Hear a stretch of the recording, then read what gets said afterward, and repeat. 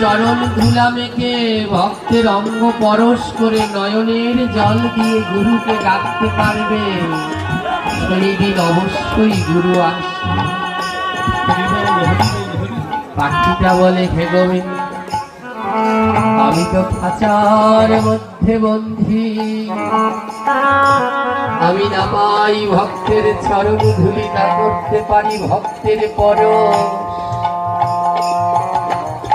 তো আমি পাবো না, আমি তো খাঁচার মধ্যে বন্ধি, কিন্তু আমার তো নয়ন আছে, তাই আমি নয়নের জল দিয়ে তোমায় ডাকবো।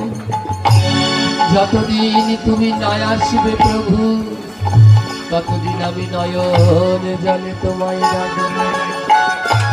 কারণ জগতে নয়ন জল ছাড়া যে তোমায় লাভ করা যায়।